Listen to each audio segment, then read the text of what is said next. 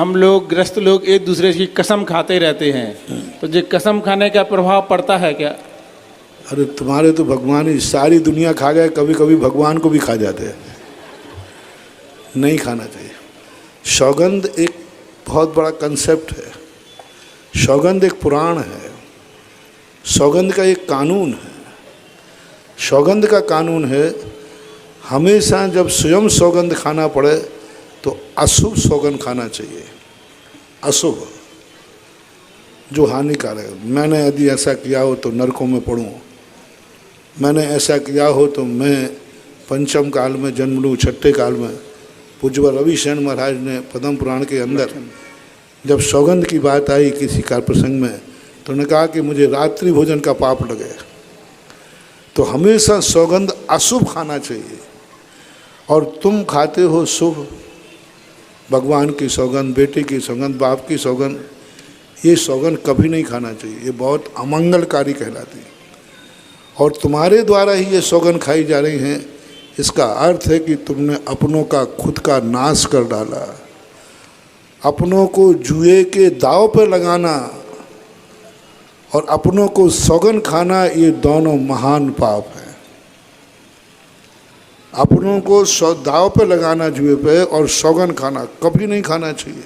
भगवान की नहीं, शास्त्र की नहीं, गुरु की नहीं, माँ बाप की नहीं, बेटे की नहीं, कुछ नहीं।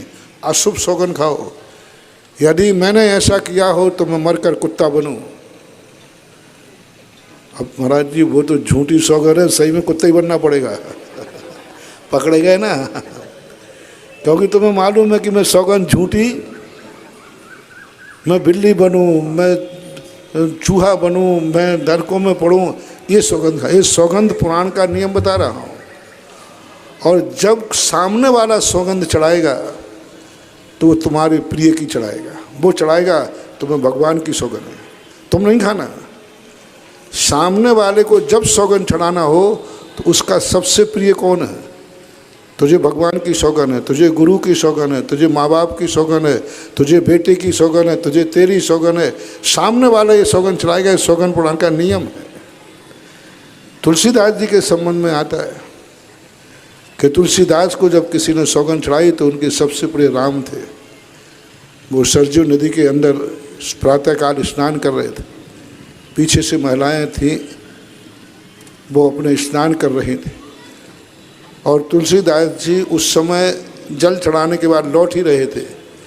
महिलाओं ने देखा ये तो तुलसीदास जी हैं, और मैं इतने जल्दी संभल नहीं पाऊंगी जितनी जल्दी वो लौट जाएंगे।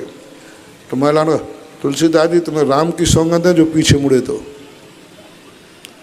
वो सौगंध चढ़ गई। राम तुलसीदास जी यथावत खड़े हो गए, और महिलाएं कपड़े पहन करके अपनी शुद्धि करके चली गई।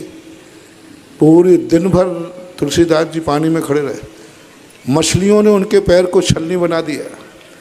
दूसरे दिन फिर वही महिलाएं आई, तुलसीदास जी तो वहीं खड़े, और ये हमने सौगंध तो चढ़ाई थी लेकिन सौगंध उतारी नहीं।